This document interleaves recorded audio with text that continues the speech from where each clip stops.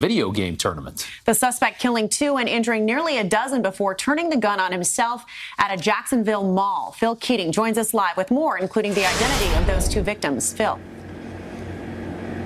Good morning. The sheriff says he is not looking for any other suspects. They believe they have the one and only dead on the scene. Over there over my shoulder is the Landing. That's in downtown Jacksonville, right on the St. Johns River.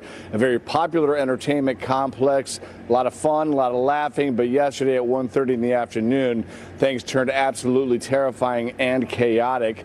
That is when, according to witnesses, the suspect lost one of his qualifying rounds for the Madden NFL Championship Series, which is an online video gaming tournament, and then decided to start shooting with the gun he had on his body. That, again, according to witnesses. And the killer has been identified as 24-year-old David Katz out of Baltimore, Maryland. ATF and FBI searched his home, his apartment there in an upscale neighborhood. They have closed down that scene as well. According to witnesses inside the qualifying tournament, it was absolutely terrifying. Okay. People were being trampled, people were hiding, everybody was screaming in fear. So 2 dead total, plus the shooter, 11 people injured. 9 of those were apparently shot as well. The victims, the dead, have been identified as Taylor Robertson out of Ballard, West Virginia, and Eli Clayton out of Woodland Hills, California. So we know that the suspect used at least one handgun to commit this act, and we are working again with our partners at ATF on that aspect of the investigation. So people were watching this online tournament around the country, and of course, suddenly you heard gunshots in that live stream. And David Katz, 24 years old, the killer, again, he was pretty well known out there among the gaming community and had a very high opinion of his gaming skills. Back to you. Unbelievable. That's the motive for all of this, Phil. Thank you so much. Yeah. We now know that a U.S. Army soldier is among 4 killed in a skydiving plane crash. The 31-year-old staff sergeant served as a demonstrator for the Army's Golden Knights parachute team. He was off duty at the time. The small aircraft burst into flames after crashing at the end of a runway at a Georgia airport. 1 passenger in critical condition. The crash is under investigation. That soldier is survived by his parents.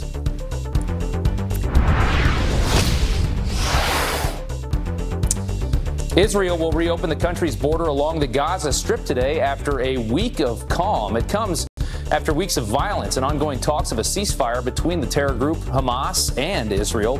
Fighting had previously escalated after Hamas militants began firing rockets at Israel, forcing airstrikes in response. And Tropical Storm Lane leaving Hawaii underwater. The Big Island slammed with more than 4 feet of rain. The severe weather causing dozens of landslides, one of them pushing a giant boulder into a busy Hawaiian highway.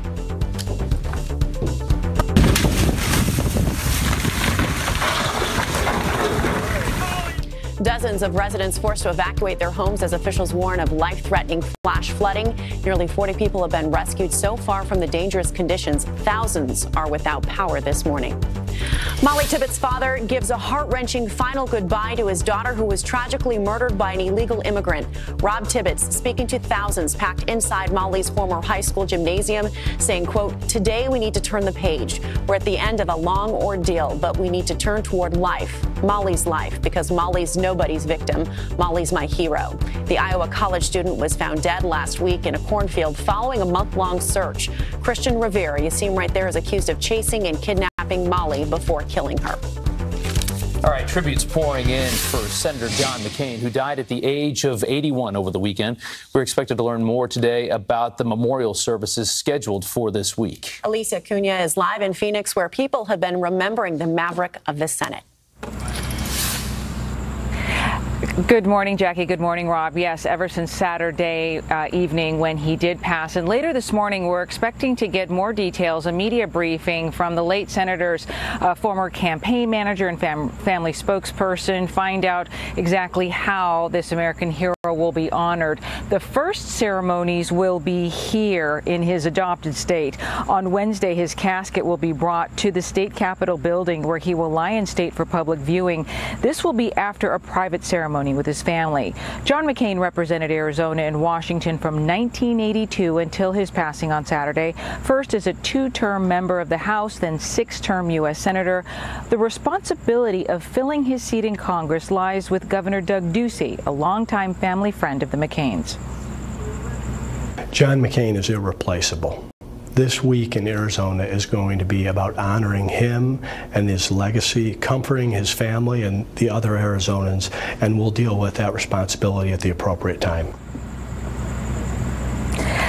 Continuing the ceremonies on Thursday, McCain's motorcade will leave the state capitol grounds for a service at the North Phoenix Baptist Church. At the conclusion of what his office is calling a celebration of his life and legacy, his casket will be flown to Washington, D.C., where he will lie in state at the U.S. Capitol Rotunda, and then following a national memorial service celebrating the life of Senator John McCain at Washington National Cathedral.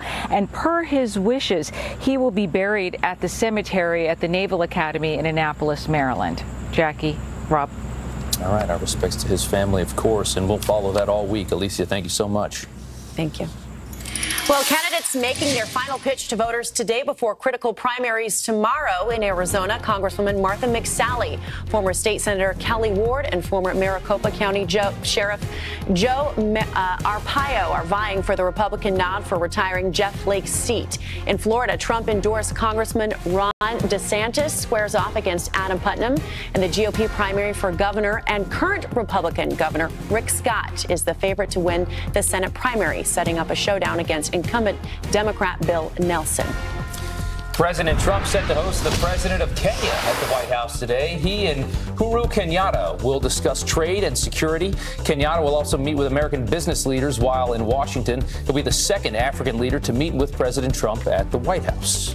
And the First Lady leaving her mark on the White House lawn today. Melania Trump is adding a sapling from the Eisenhower Oak to the South Lawn. It'll replace a tree that was removed earlier this year, according to the White House. Those attending the tree planting ceremony include President Eisenhower's granddaughter.